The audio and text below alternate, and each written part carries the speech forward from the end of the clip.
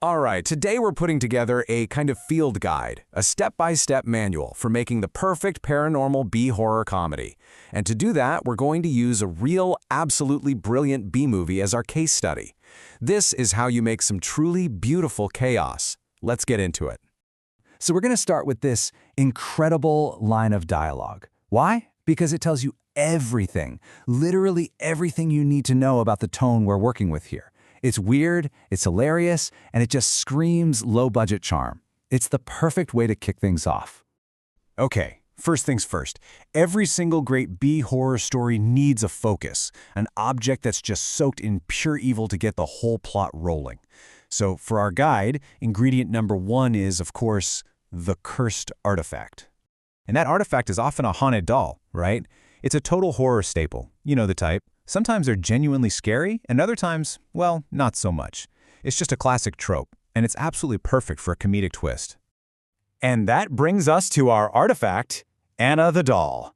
The backstory they've built is just amazing. She can literally drag souls into hell. She was living in a paranormal museum, and our heroes had to steal her.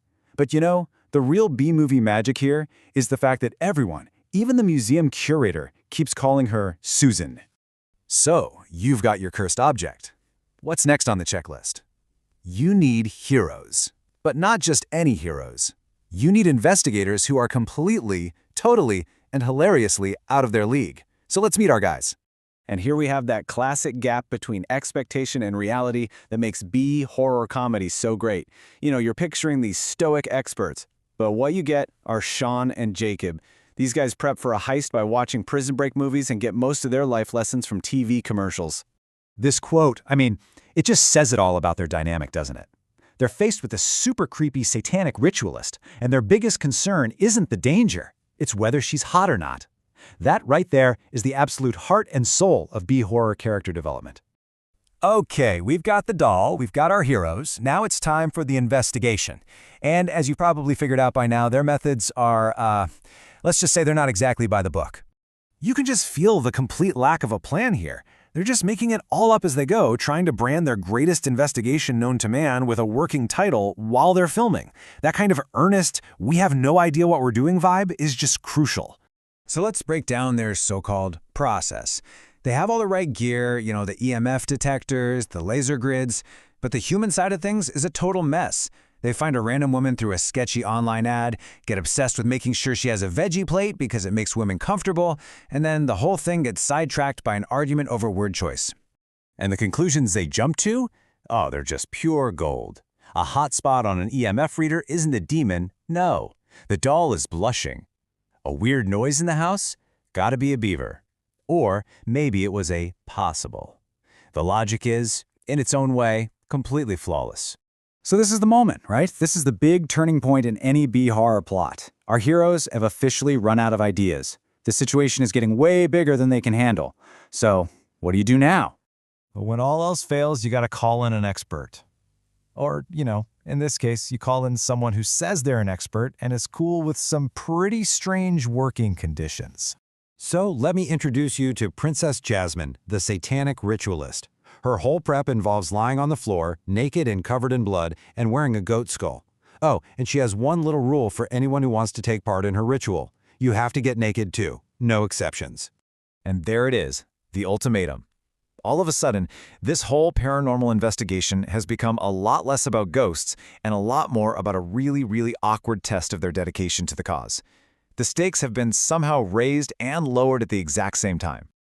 Now, to the surprise of absolutely no one, the ritual is a complete and utter disaster. It just ends in total chaos, screaming, and for some reason that is never really explained, someone yelling that they need a hot glue gun.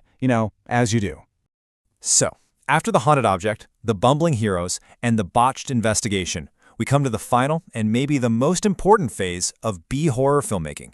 You throw out any idea of a clean ending and you shamelessly set up a sequel.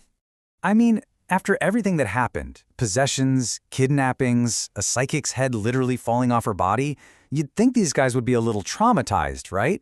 You'd think they'd want to maybe take up stamp collecting. But you'd be wrong.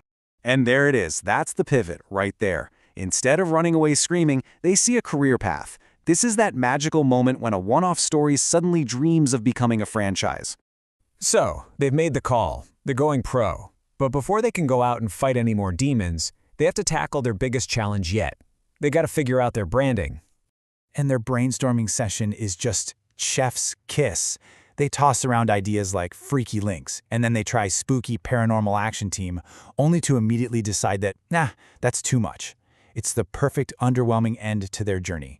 And just like that, we've come full circle. We started with a stolen, misnamed doll, and we ended with a badly named professional ghost hunting team. Every single box on our B-horror checklist has been officially ticked.